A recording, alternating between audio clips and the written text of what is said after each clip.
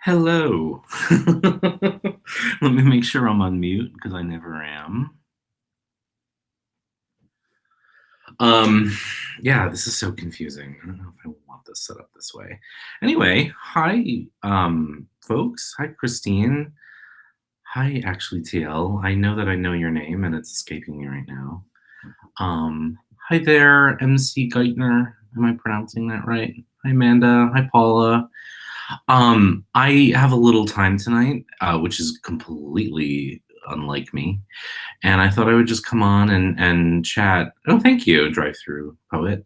Hi, Pathways and Possibilities. Terry, thank you. Sorry. You have to always forgive me with names because part of my job involves like remembering people's names. And I have like limited space up here for it. So uh, hi, Evie. Hi, Joyce. So yeah, I had a little time today, and I realized I've known all along that I've been completely and totally negligent about March of the Pips. So I thought what would be fun is if I just kind of went through the prompts, and I'll do all of them that exist so far, and just share. And if anyone has like March of the Pip-esque questions for me, I figured maybe I could do my best to answer them. Like, it's Thursday night at 6 o'clock on the East Coast. Like, people are probably eating dinner. But I thought I would do this now before I was too tired to like make any sense later. So I'm just getting my handy dandy phone out here. By the way, if you don't follow Gus Kenworthy on Instagram, I would remedy that right away, just FYI. All right, I saved the prompts. So there are prompts, Evie. They're on Instagram. You can actually go to my Instagram, which is my real name, Ben Jolivet, or you can go to Kelly from the Truth and Story. Kelly created them. I'm technically co-hosting March of the Pips, but I've been a very lazy co-host because my life involved a move a couple weeks ago, and that's always like traumatic to the system, and I'm trying really hard not to be traumatized by it, but I'm not. But the prompts were pretty simple. There's only 18 of them to start, and as we get into, oh gosh, where are we? Today's the 15th, so we may need to do like some additional ones. Now, I'm curious, as I go through, like the video quality on my end, like in terms of the broadcast, looks fine, but then when I look at the YouTube playback, it looks really slow and jagged. So hopefully the video quality isn't too bad. I don't have a lot of good luck. And next time, I've actually ordered an adapter for my Mac that will let me plug into the modem directly, and maybe using like a wired connection will be better. But the nastiest comments I've ever gotten were actually on my last live video, which was not all that well streamed. So it's already Friday in Australia. I'm not jealous. This has been a long week. Yeah, it doesn't, it's weird. It's like I don't know how to sort of make the quality better. So I apologize. Other folks seem to have so much luck with this, and I don't know, maybe they use a wired connection, but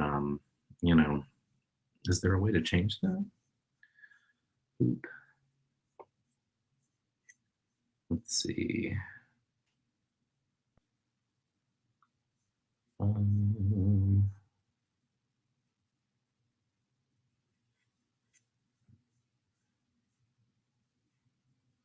This is my first live stream from my new place. And though it doesn't look all that clear, you can actually see the giant wall of books behind me.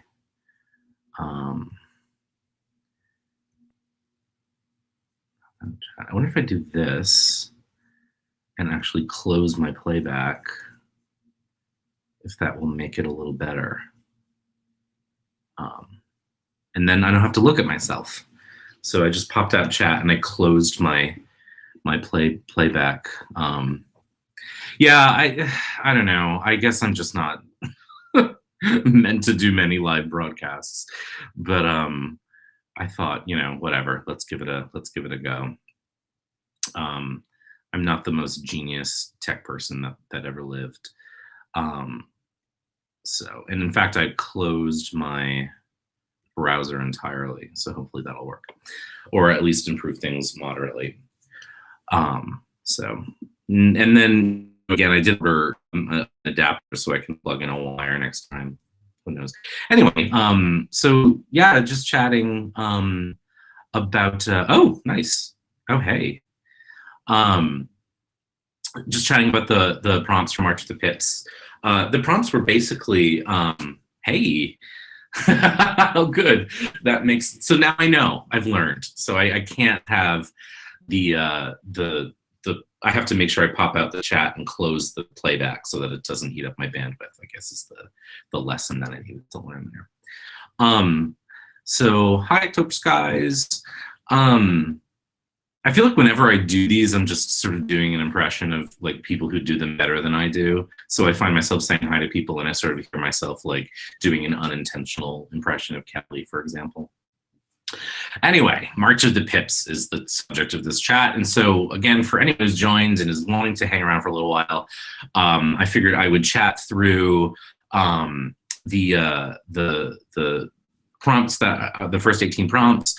And, if anyone has questions or wants my thoughts on sort of reading or anything, I could share, because God knows I've got a lot of opinions. So, Kaz, thank you. I'm really excited. Cat's Chinwag, I really, yay. That book, I think maybe one of the things I'm proudest of, and that I've ever done. And I actually am starting to sketch out a new one called Tarot Underwater, literally, and I'll let you know how that goes. But anyway,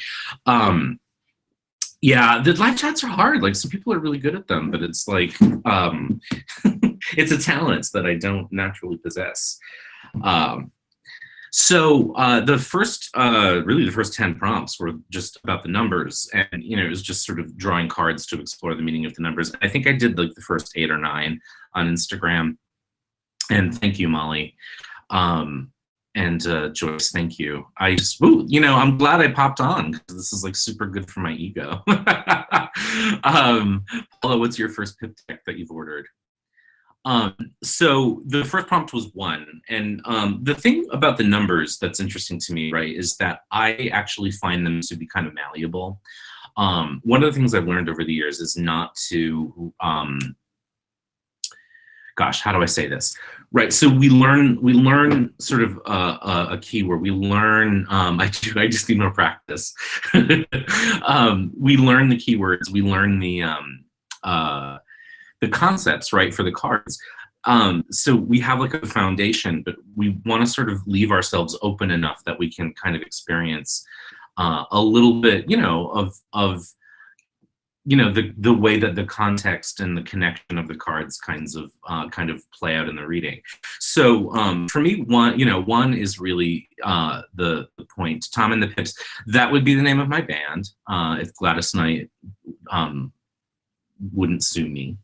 The Ancient Italian is so beautiful. I love that deck. I trimmed it because I'm, just that person. I think Terry did too, actually. Someone in here, I feel like, trimmed it. And I just, like, I know it looked good untrimmed, but I really like it trimmed. It was the one deck that I trimmed because of the back. So I hope you enjoy it. But yeah, so one to me is sort of like one of the most malleable numbers, because it's sort of it's a beginning for whatever that means. I'm sorry, I'm playing with this little stupid art eraser that I keep on my desk while I'm on conference calls to stop myself from getting distracted, and it's actually distracting me right now. I have pretty traditional ideas about one. You know what I mean? It's a seed. It's a beginning, it's a start. I like to think of them as impulses, like an urge, which is a word that takes me back to my childhood. It was the word that my parents used to describe like the changes that we go through. I know you must be getting urges at your age. But the urge or the impulse that one signifies, it's not necessarily a fully formed action yet. It's like a boop. I have right in front. So I'm not a big crystal. I'm obviously easily distracted. I do have a couple in front of me. I have this point, which is amethyst. But I ordered it online and I was a little disappointed by how clear it was. And then I got this lovely fluorite that was a gift, which I really appreciate. And then I have this thing, which actually is quartz, but it's it's a processed quartz. They melt it down and then they make this incredibly clear sphere that's totally disorienting. And then there's a couple behind me. There's a couple behind me on the shelf. The urge to love on yourself. Yeah, but to me that's what one signifies. It's like they're not a fully formed feeling or emotion. It's just sort of like, I want that. It's in a way it's like Doug and Up. It's like he sort of notices the squirrel and he gets distracted by it. Like one has that feeling to me. It's an urge, it's an impulse. And that can mean a lot of things. And one of the things that I actually found myself doing in writing Tarot on Earth was choosing examples to read about that were sort of the kinds of readings that people ask for. And so there were a couple examples in the book that had to do with people's sex lives, which I know can sometimes turn people off, but I felt like that was the thing that I get asked about sometimes. There is sort of a sexual impulse in the number one, I think. And that urge, that idea of urge, I think is in there. And then in combination with the suits, it's a collaboration. So obviously the Ace of Wands has a very like aggressive male impulse, and the Cups is obviously more receptive. But that's how I feel about one. It's a seed, but I think that more actively it's an urge. Keith, I started reading in 1998. I think it was either 1998 or 1999. So it was almost 20 years ago, but I was 19. And I've told this story many times, but I was at a dinner with some folks at like a chain restaurant, where they serve like frozen mudslides, excuse me, and cedar plank salmon. And they took out a deck of tarot cards, and having been raised Catholic and a tarot reader really freaked out my mom when she was young, and it seems predicted her father's heart attack. I was, raised Catholic and very, very Catholic, and my family is still really active in the church. I am not so much. A lot, I don't have any problem with Jesus, but I do have a lot of problem with some of the politics.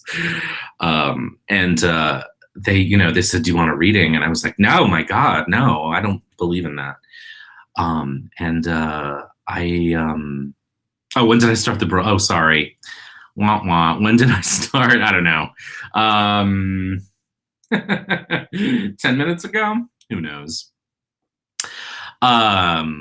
Christine, I'm happy to see you listen. I love listening to your videos, Christine. I really do. So my family on both sides have French Canadian heritage.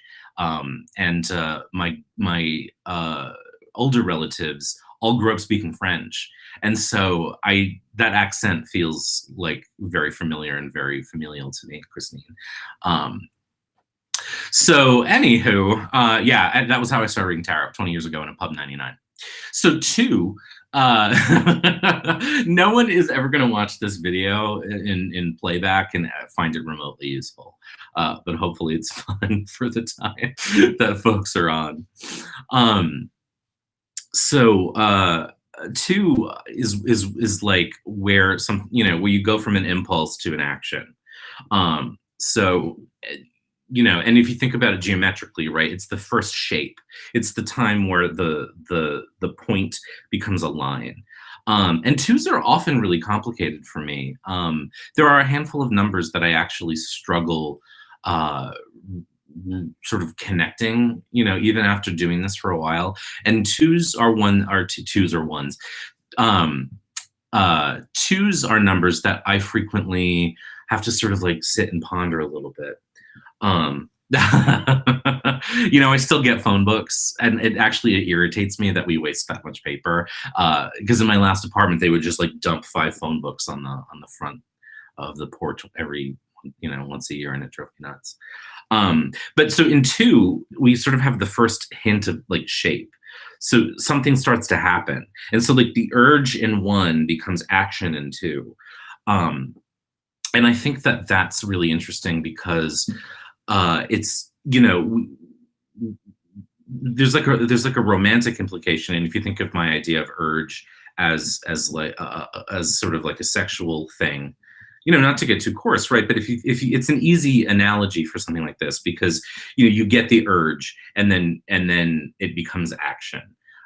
So, you know, you see someone attractive, that's the urge, and then you approach them, and that's the action, and that's two. So in a way, two is where thought becomes deed, thought becomes action, or at least starts to. And what's interesting about that is it creates choice, you know. And so there's something in twos that I think have a lot to do with choice. And I use the word duality in the book, but since even writing that, I've tried to grow it to be even more specific and to be about like the thought becoming word or deed, and the idea of choice, because suddenly there's two things that are happening. And duality is actually, or polarity is a really interesting way to think about that, because suddenly you've got like point one and point two in the space between them, and there's tension there. So in two, we actually start to get conflict. And not necessarily in a bad way, but like there's options and there's choices. And by the way, for everyone who gets upset with my ragging on Rider Waite Smith, I try to be very respectful about Rider Waite Smith, by the way, but I know that it irks some people that I get cranky about it.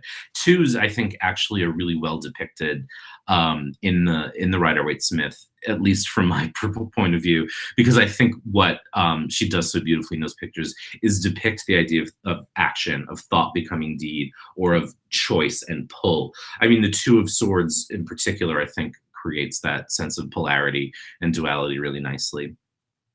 I love coming on here and getting like the ego boost. I really do so good. Molly said, I like to think of two as the one.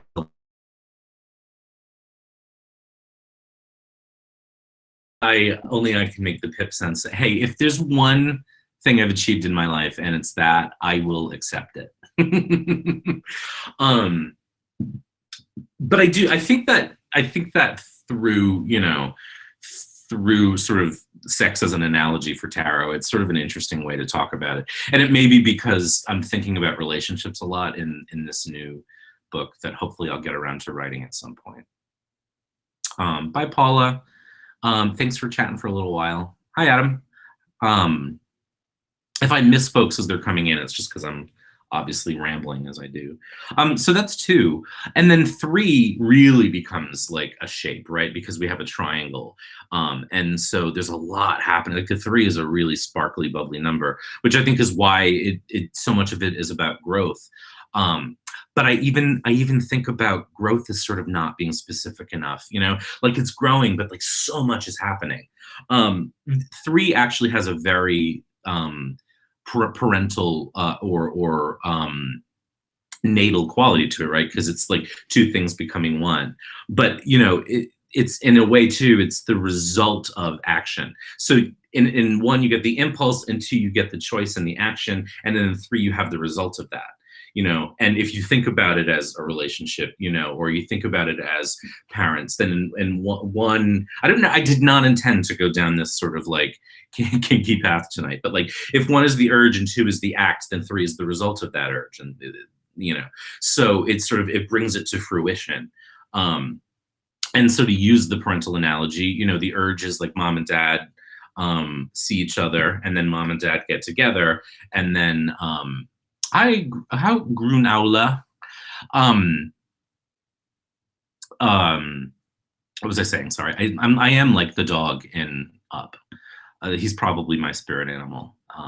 Anyway, three is like the fruition of that number, right? It's the result of action. And it's also the first one that disrupts because it's very, very, it changes the shape. And Baby makes three, exactly. No, you know, October Skies, you don't have to. Like, that's the thing, right? And just sort of, I think if everyone read the same way, then we wouldn't all need to read, right? It's all about we find our own way in. And I think that you know, we need variety. So I'm just sort of sharing how I've come to see them. And honestly, you know, I'm just sort of giving voice to thoughts I hadn't necessarily put into words yet. In the way, this is sort of the three, right? Because the urge was the writing them down, the impulse was like defining them, and then the result of that is like they continue to evolve and grow. Hi, Mara. Hi, Wendy. And that, you know, that's an important thing because we keep evolving. And at the beginning of this, I said I think the numbers are kind of amorphous, because we want to sort of know enough about them that we have a sense of what they mean, but we want to open ourselves up to it so that as we lay the cards out, we have room to invite additional meanings. So that's how I see three. Absolutely, Christine. Yeah, and I think you know the readings that I've had that have been the least effective for me are the times where it felt like someone was just sort of reading out of the guidebook. And that to me is actually, you know, if someone were actually reading out of the guidebook, that would be more effective to me than someone sort of like regurgitating something that sounds, you know, like there's an authenticity to just picking, you know. And if you when you read Rachel Pollack's 78 Degrees of Wisdom, right, she talks about how like the first time she and her friend would read, they would just like pick up the cards and look at them, and then they would like read from the guidebook and like talk through the meanings of the guidebook. Like, I think that's okay, and I don't want to, you know, that's how we all start learning for the most part. But you know, sort of like what's interesting to me is the way that people filter the information they learn about tarot through their own life experience. And we're going to be drawn to different readers for that result, for that reason. You know, there's a lot of people that I think have had who are greatly talented, who I just didn't connect with as readers, and other people who, you know, who have told me, you know, I have someone who has done some coaching with me, and I told her many times, like, the table should be flipped. I should be coming to you because you're literally the best reader I know. And the reason I would say that is because I think the way she interprets the cards just lights something up in my mind. So you know, we all interpret them differently. It's just, you know, just sharing my POV, as it were. Molly said, I see threes as the chaos factor. You have the ones coming together as two, and the three is infinite possibilities. There, yeah, I agree. The chaos, especially because it, like, there's, you know, to go back to the geometry of it, right? You've got the dot, and then you've got the line, and then the three breaks all that up, and suddenly we have this like triangle of shape, and it is chaotic. And if two is choice, there's a lot of choice happening in the three. And shape-wise, it's a chaotic shape, right? It doesn't make a whole lot of sense. Like a line and a dot sort of just are, but the three is sort of a little overwhelming in a way.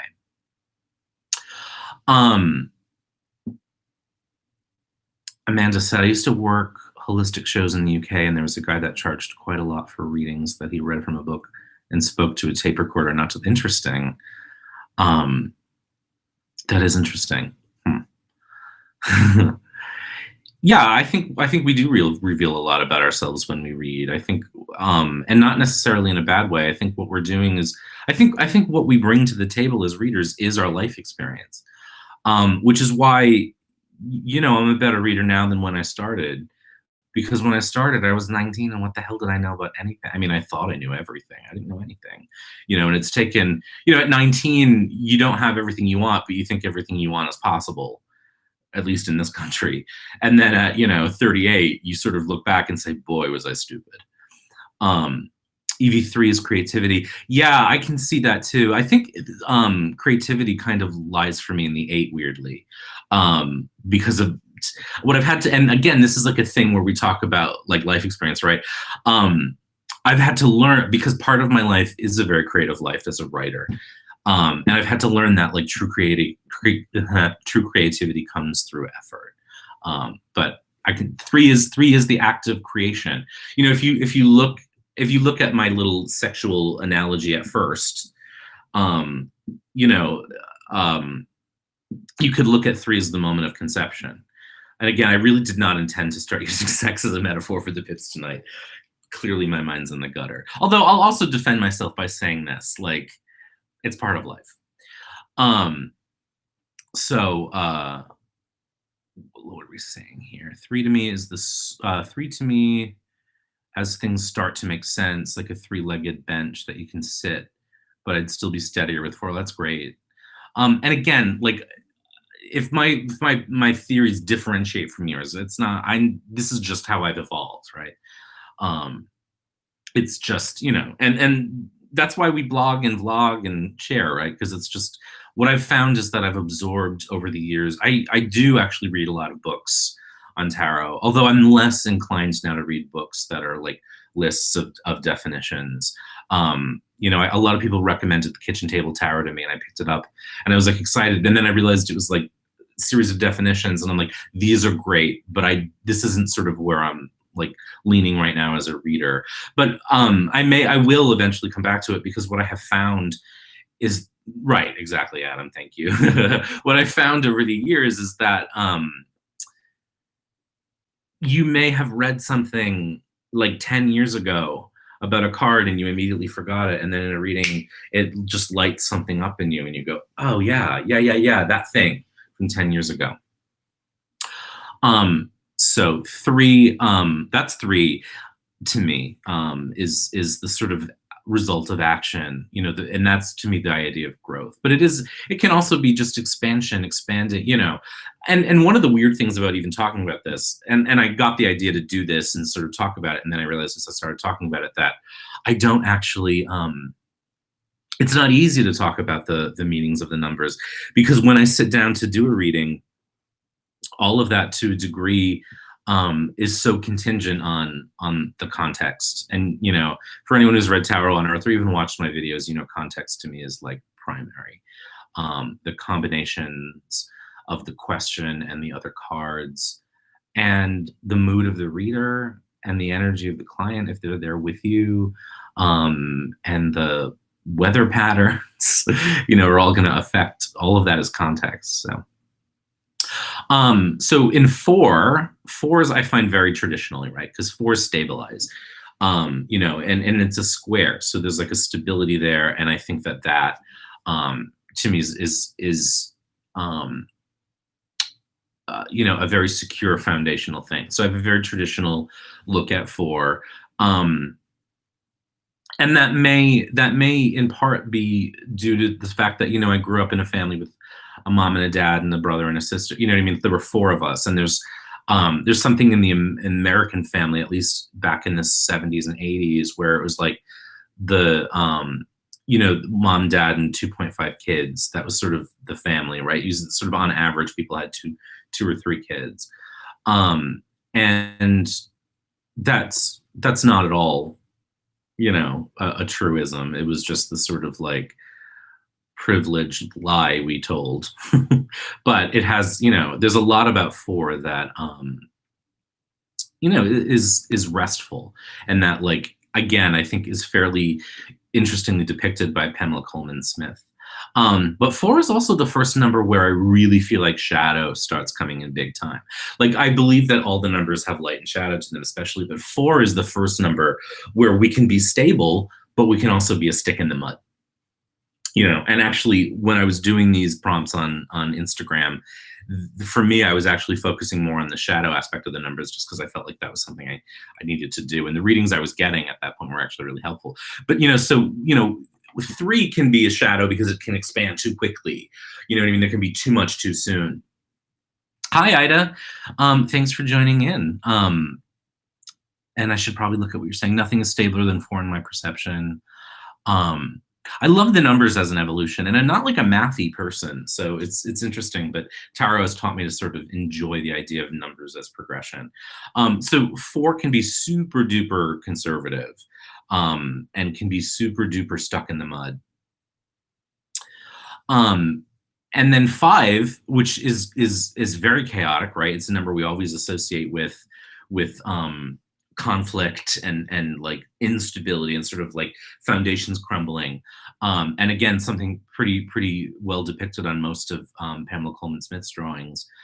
But again, like if the shadow of 4 is like conservatism, and I don't mean politically, I just mean sort of being like rigid, I guess is a better word to say it. Then 5 comes along and it's like boom, it messes us up and it shakes things up. Not It's sort of like a gentler version of the tower, I would say. Tamaya, it comes down to what question this is your answer due to where you are currently in life. Yup. Yeah. I used to describe it as like a snapshot of the energy of your life at that moment. October Skies, yeah, 3 can also be for teamwork. And actually one of my favorite cards in the Rider-Waite-Smith deck is that 3 of Pentacles. I think it's so beautiful. 5 is the guest who has to sit on a kitchen stool while everyone sits on the chair. That's great, Keith. You have great analogies. You should write about this stuff. It is awkward. So yeah, 5 I think can be really it can be freshening, not just chaotic. It all depends again on context, and it's one reason why I'm so big on sort of arming myself with light and shadow. And so then we get to 6. And 6 is interesting. Now, there are folks like Kelly who do a lot of sort of internal mini math in their numbers. And so in that way of looking at it, 6 is really 2 sets of 3. So it takes the growth of 3 and expands it to double, right? So you have twice as much growth. I just didn't learn that way, and so it's not my way of thinking. But I can definitely see it. And there are times where that pops into my head. 6 for me sort of rebalances after the chaos. So after the storm, of 5, whether it's a good or a bad thing, 6 comes along and we sort of are able to level set. We're able to sort of reevaluate what we are. That number is often associated with beauty. And that's a keyword I often reach for, although ultimately in readings it's not the one I end up settling on most of the time, but there's a rebalancing, a re-evening, a settling after disruption. By Tamaya, let's see. When I was a young lad in school, I used to imagine the numbers in math class having personalities. That's interesting. I used to imagine them having colors, the numbers, and I still kind of do imagine them having colors. Amanda, thank you. Good night. Adam, the numerology came into my life via tarot many years later, and I was pleased to see there's a whole yeah. I wish I had known more about it. But I'm glad that there's I'm glad that there's sort of this reemergence of looking at the number, and this sort of, I had a very, and I talk about this a lot. I had sort of a very narrow view of tarot when I started reading, and not to lay that at the feet of anyone, but just sort of like the communities, and I use that term loosely because it's not like today. We're very sort of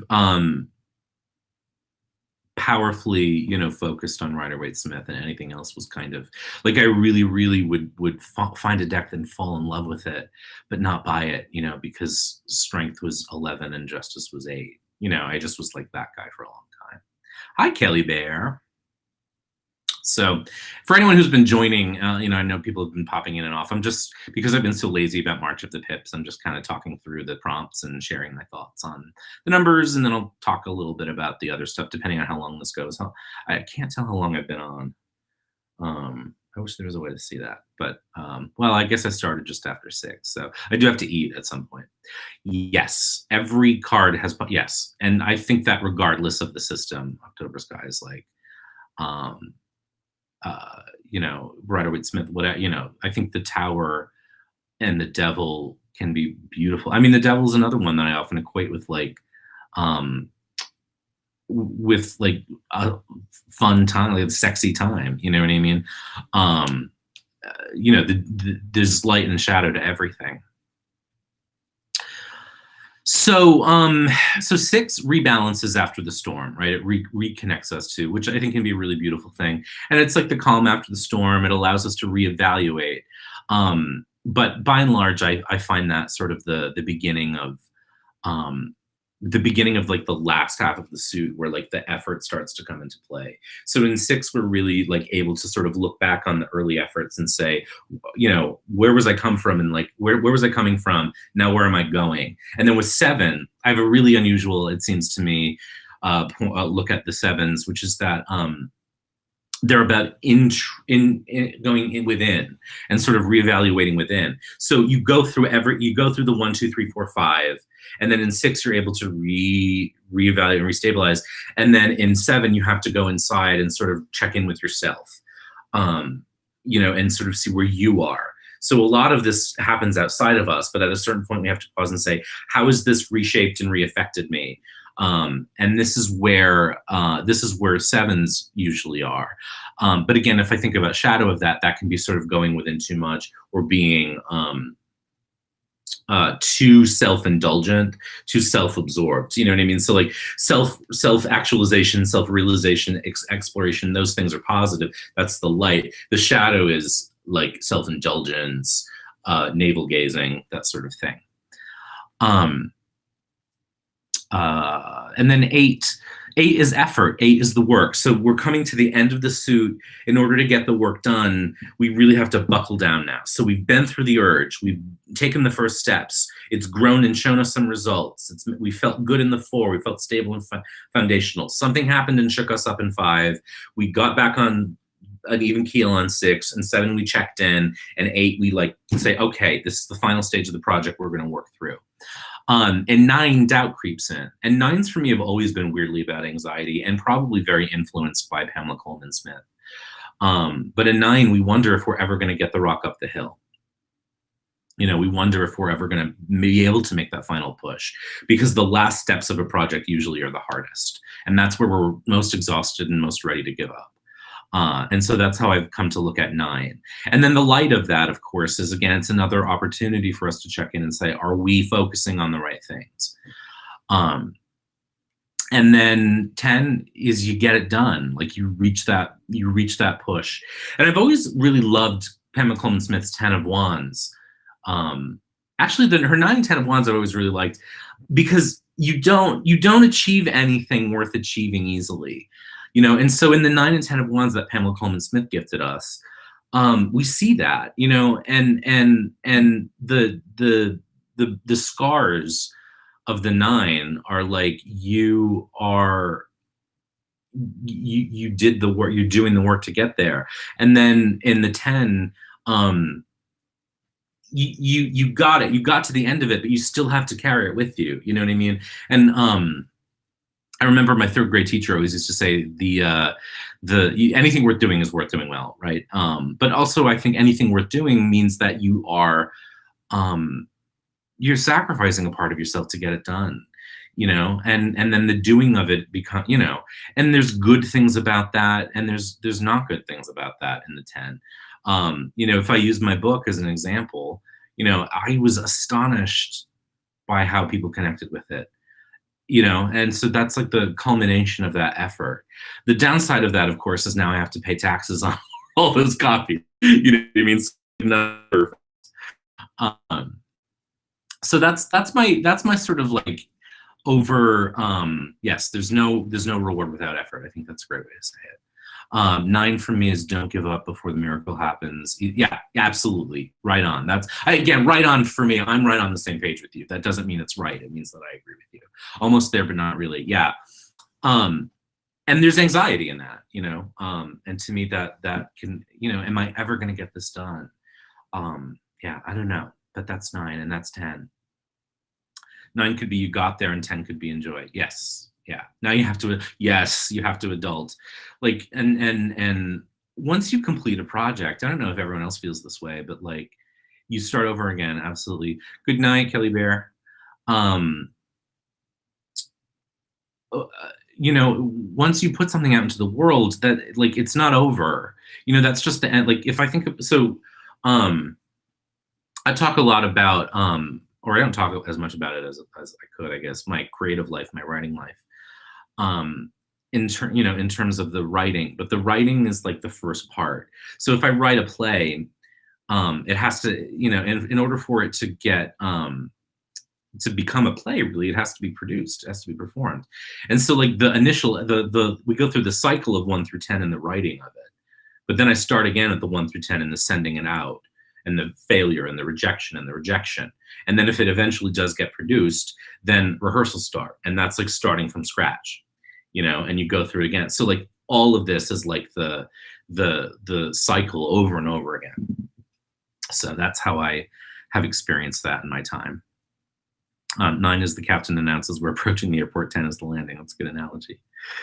Yeah, I mean, I'm gonna stay there 10 minutes. I'm really hungry, but I just wanted to come along. And yes, exactly, Terry, you become cool again, and that you get the same cycle in the majors too. I think the Trumps. So after the numbers, we get the chords. And I talk, I think I dedicate a fair amount of energy and time to the chords, but, you know, if I had to give like a quick summary of how I think about the chords in any tarot deck, you know, I used to have a very sort of like evolutionary, I used to have a very evolutionary approach to the chords, and I guess I still do, where a page would be a student, and the knight would be the actor, the active, the hunter.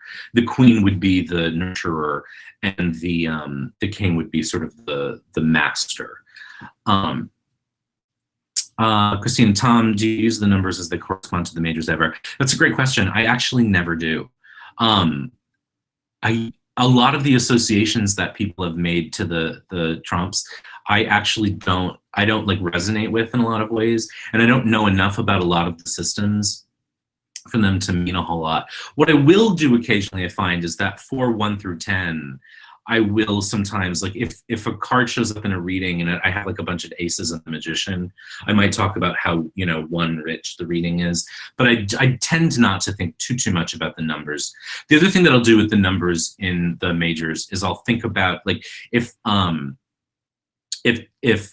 the emperor comes up, you know, when I think about the majors as a progression, I'll talk about how you're coming from the Empress energy and moving towards the High Priest energy, you know, but right now you're in this state of the Emperor. So I might talk about the cards that come before or after as a way of sort of saying, well, here's where you're coming from, here's where you're going, and here's where you're headed.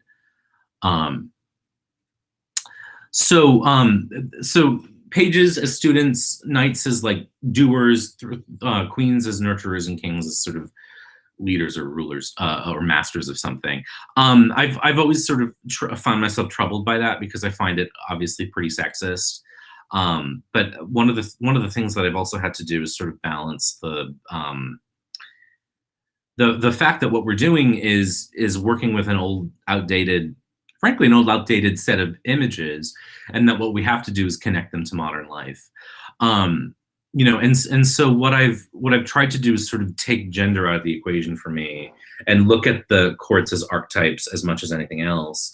And so the pages for me, well, actually, if we go in reverse order, it makes a little bit more sense, I think.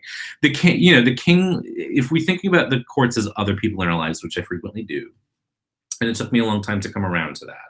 But I think our lives are so affected by other people that to ignore that would take shading out of the reading. So the kings for me are the people who we report to at work. They're our parents, our bosses, the people that are sort of have power over us, or the people who influence us, the people who, to a degree, have more, you know, impact over our standing in life. You know, and then they're us when we're in that role for someone else. You know, so when the king shows up in a reading, regardless of the suit, they represent our bosses, our leaders, our managers, our parents, you know, our guardians, or whoever sort of has a leg up above us, or they're us if we are playing that role in someone else's life. And then the queens to me are sort of like mentors. They're teachers. There are teachers, there are mentors, there are guides. They are our editors, you know, our speech writers. You know, if you think about jobs, they are the people who guide us, who are our champions. And then again, they're us when we're playing that role for someone else. The knights to me are very active, and they are the doers. They're the movers and the shakers. They're the people right out of college looking for jobs. They're the people who are networkers and you know shaking things up and working in communications or in like trendy fields, you know, and they're always on the go and they travel a lot and they're sort of like young professionals who are making a lot of money, but they're not super experienced. And so they can kind of sometimes be a little ignorant and they can sometimes be a little too impulsive.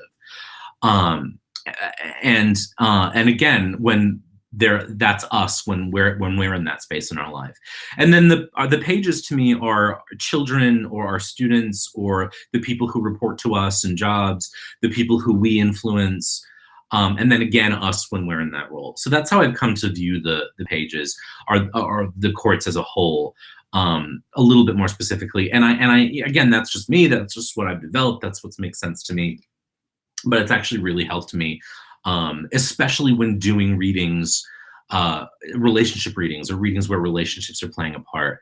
And again, one thing I talk about in Tarot on Earth, not to keep plugging that book, but is that it became important for me to figure out how I knew whether the court represented the person I was reading for or someone else in their life. And basically what I do very simply is if it's upside down, it represents the person I'm reading for. And if it's upright, it represents someone else in their life. And the reason I do that, hi, Kelly. The reason I do that is because to me, it's helpful. And I would never, because for me, the courts do represent people, I never wouldn't consider the light and shadow of that person. You know, so when a court shows up, I need to look at the whole picture of the person. So it doesn't matter if it's upright or reversed in terms of how I interpret the card from the light and shadow aspect. What matters is how I know whether it's them, a part of them, or someone in their life. Let's see. Adam said masculine or feminine don't necessarily refer to man or woman, gender divisions. Yeah, it's just a convenient tool. And it's just a language we've developed. And we're starting to change that language. You know, and that, you know, that hopefully will make it easier. Keith said the king is the CEO, queen, director of marketing, PR, knights in stock. Yeah, pages are, yes, absolutely. I think that's great. So those are my thoughts on the courts. And then the suits are so hard to talk about. And I don't, you know that I can elegantly do that in like the 10 minutes before I get too hungry to stay on. But let me say this, I guess, about the suits, is that I've learned over time to try to really clarify my impression of them. And I don't know how to say this in like a really elegant way. I tried to make them more specific in the way that I approach them, but at the same time open them up so that they cover more things. So what do I mean by that? Let me just take like the Suit of Wands, for example, which I used to only associate with like, this is a very young person thing to do, right? Because I was really young when I started reading. To me, it was all about the goals in life, right? It was because I was like, I wanted to be a writer. To me, the Suit of Wands was really only about that thing, like the thing we are meant to do. Which sounds specific, but it's actually so specific that it's not like that doesn't apply to every situation, you know. And so there would be times where I'd do a reading for someone and I'd see the Eight of Wands and I'm like, you've got to get your novel out there. And they'd say, well, I'm not a novelist, you know, and I'm being sort of silly, but you know, I'm like, you got to get that creative work out there. And like, I don't do that kind of work. And like, but this card says you do. You know, it's again, there's like a rigidity in that, right? But it was because, again, I was projecting like my own desires, right, onto the reading. And as I've gotten older and I realized that life is more broad than that, and that doing the work that matters to you isn't only about like getting that book or that play or that painting or that concerto out into the world. I've had to sort of think more about like what the suits mean, in a way that when they come up in a reading, I can really articulate what they are,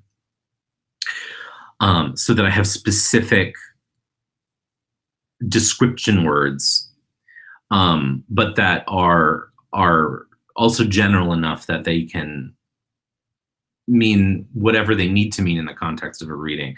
And actually, it's way back there. I don't, again, I don't want to keep recommending it, but like I did, there's an exercise in my book where I actually took myself through the process of doing it. Actually, I'm going to grab it because it's just going to be easier.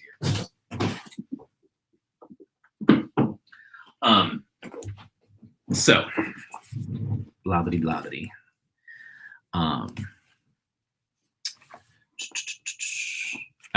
Thank you. Oh, I sort of missed some of this chat stuff. I did this exercise where you describe the core creds imagery if you know the person in the card. That was helpful. Great. Have a good night, Terry. I'm going to be wrapping up soon, too. I just want to share this like last example. So, where did I put this? In the elements. So with wands, I sort of described it this way. So my initial description of the wands was this: that which we are passionate about, vocations and attractions. And yeah, vocations and attractions. And what I did was I like tried to make that make more sense. So what I settled on in the book, and I obviously keep reevaluating it, is what we are passionate about, our higher calling, or what we view as our higher calling, what we desire or lust for, whether it's people or things. So I managed to find something that sort of distilled my feeling about the suit at its core, but then also sort of expand it so that it had more to do with just like being a painter or being a writer. You know what I mean? It's about sex and it's about love and it's about things we care about deeply, not just about, for me, like, which at the time was theater. So, you know, and I could talk about that process for all the suits, but I'm hungry. So, so thanks, Kelly. I have to say that like working on this, you know, it's not a perfect thing. There's and it's been edited a bunch of times and I'm still finding typos in it, which drives me insane. But the things that I put myself through to make this book were really helpful and they changed the way I read. And that particular activity with the defining the suits, I think maybe one of the most important ones because it really helped me define them in a better way. And I actually still have to go back and reference it from time to time. What are we having for dinner? You know, what's sad is that I am probably just going to reheat some leftover pizza from last night. So I've never really told this story, but in my last apartment, I cooked a lot and I had like a great big gas stove and then it broke. And my landlord replaced it with this terrible tiny apartment stove, which had 4 burners but couldn't fit 4 pans on it. And so I really struggled to cook. Like the oven was so thin, you couldn't fit a cookie sheet, you know, crosswise the way you normally put it in. I had to put it in lengthwise. And now that I've moved, I have a real kitchen again with a real big boy stove. And so I've been cooking like crazy. Did we get a Instagram pic of my leftover pizza? I don't know. I'll post that on Instagram. Oh my God. But I have been cooking like a crazy person. So I made this lentil and chorizo stew the other night. I made from scratch Korean kimchi pork buns for my sister and brother-in-law that came over for dinner the other night. I made this Texas. No one needs to see my leftover pizza. I made this, not Texas, this, what is it? Taco pizza the other night. So I've been like cooking like crazy. Yeah, I love cooking. I just wish I had slightly more storage. But rather than cooking, I did this. So, yeah, ooh, what's hobo dinner?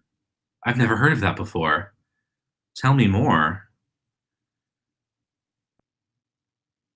That's fascinating to me. So, leftover pizzas have rights. This pizza place was really good too. So obviously I'm in a new neighborhood because I moved and I'm exploring all these new. I'm really lucky because there's some good stuff around here. There's a coal-fired pizza place, which is really good, and Whole Foods is right down the road. And if you like to cook, Whole Foods is kind of like heaven. And then there's just all of these amazing like Thai restaurants and Chinese food restaurants, so good. Truth in the story. It's where you put everything in a pot: cabbage, carrots, potatoes, corn. Oh, yum! It's kind of like New England boil. We call it boiled dinner in New England, which I've always thought sounded disgusting. But there's no corn in it, and I love corn and sausage. Ooh, I could totally do that. That sounds really good. I don't have an Instapot. I have a Cuisinart pressure cooker, but I think it does the same thing. So anywho, so this was just my little makeup for being so lazy about March of the Pips this month. Really, honestly, moving was more stressful than I thought it was going to be, and it sort of knocked me down more stressful, more than I thought it was going to be. And life sometimes kicks us in the teeth, not necessarily in a bad way, because moving was the right thing to do. But OMG, has the past few weeks. I'm in a space right now where I'm trying to figure out how to balance my work life. So actually, like Kelly, I work from home. Being an introvert, you'd think that that would be good for me, but actually, I tend to become very hermitish, and I have to. It's so easy for me to not. It's so easy for me to not leave the house. Because I just get into a very hermit-like space, and that's, while that can be healthy, it can also be not healthy. And so I need to sort of like force myself to get out into the world more. But the other thing about working from home is that I find it strangely tiring. So anyway, blah blah blah, my sob stories. So anywho, I'm gonna stop here so I can go eat my reheated pizza. Thanks for chatting with me. Oh my God, cheese is impossible to me. Cheese and bread. I honestly have enormous respect for anyone who's like gluten-free or dairy-free, because like cheese and bread are basically the staples in my diet. So anywho, have a good night, everybody. Thanks for chatting with me. Hope to talk soon. Bye.